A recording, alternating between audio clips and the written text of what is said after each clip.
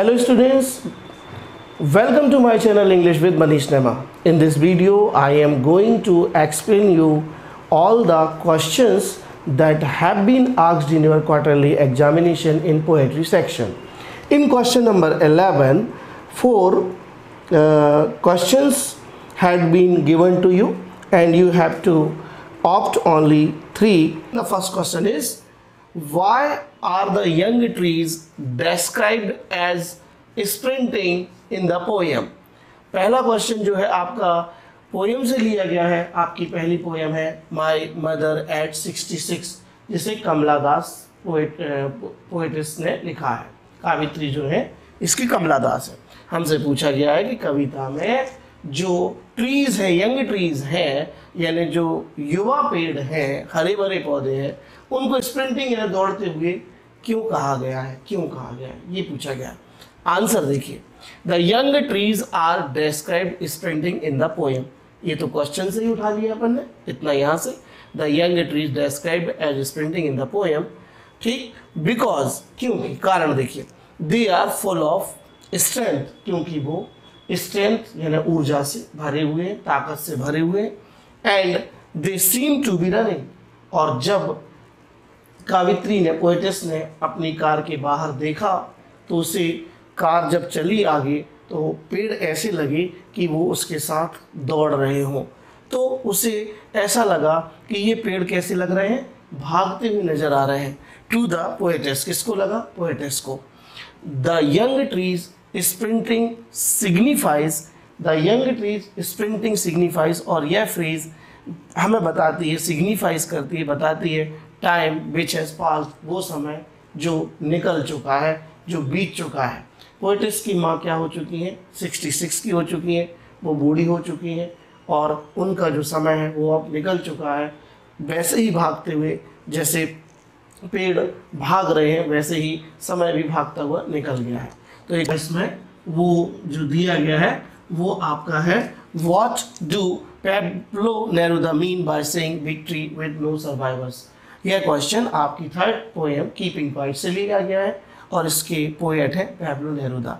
तो हमसे पूछा गया है कि विक्ट्री विद नो सर्वाइवर्स, इसका क्या मतलब है कविता में, तो हमने उसका मतलब लिखा है।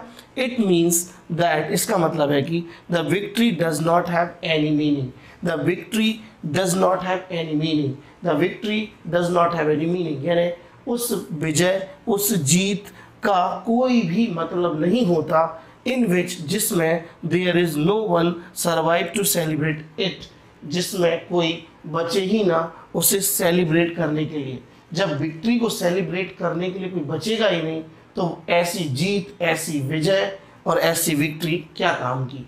तो यहाँ पर पैब्लो नेरुदा ने ठीक ये बात इस फ्रेज से कही है, विक्ट्री विद नो सर्वाइवर्स। एक बार फिर देख लें, it means that the victory does not have any meaning, यानी जीत का कोई मतलब नहीं होता, इन विच, यानी जिसमें, there is no one survive, जिसमें कोई ना बचे, टू सेलिब्रेट इट।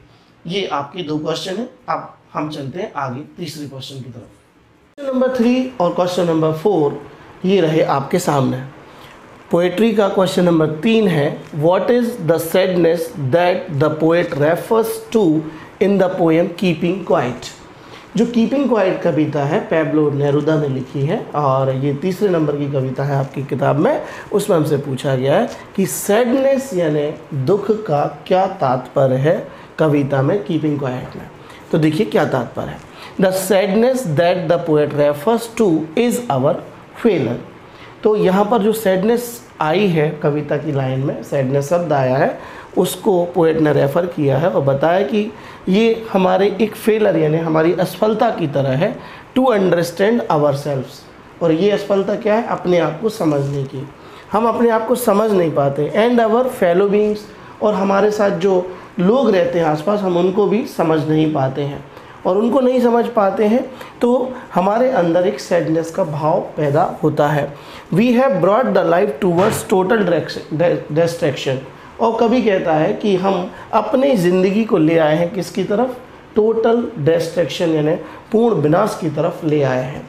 ठीक है, यही एक दुख कविता में कवि को सता रहा है, जिसमें उसने सैडनेस का शब्द का प्रयोग करके कविता में ये लिखा है।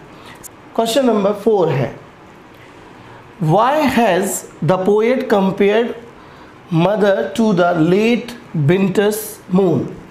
तो यहाँ पर यह जो क्वेश्चन है लिया गया आपकी फर्स्ट पोएट्री से, माय मदर एट 66 से, जिससे मैं कमला दास कावित्री जो है उसमें उन्होंने अपनी माँ को लेट विंटर्स मून से कंपेयर किया है। यहाँ एक सिमिली है, सिमिली जो है एक फिगर ऑफ स्पीच है जिसमें हम एक किसी की तुलना दूसरे से करते हैं और एज लाइक जैसे शब्दों का प्रयोग करते हैं।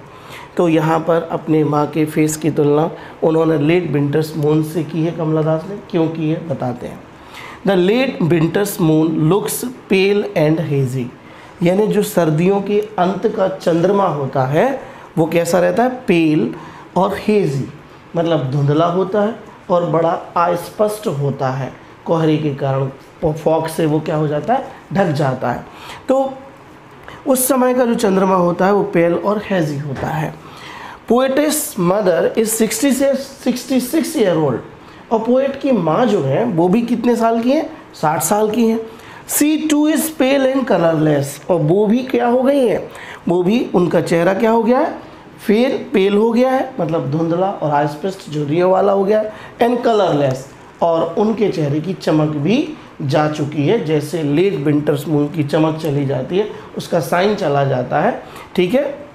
उसी तरह पोएटिस की माँ के चेहरे की जो चमक है वो चली गई है, उनका चेहरा बड़ा धुंधला सा हो गया है।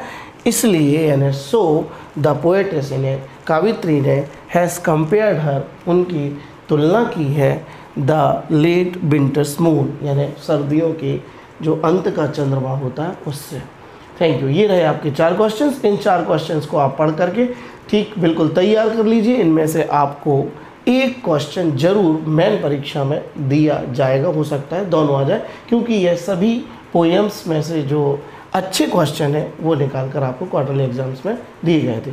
सबको मेरी शुभकामनाएं, best of luck, memorize and remember these answers so that you may get more marks in your examination. Thank you.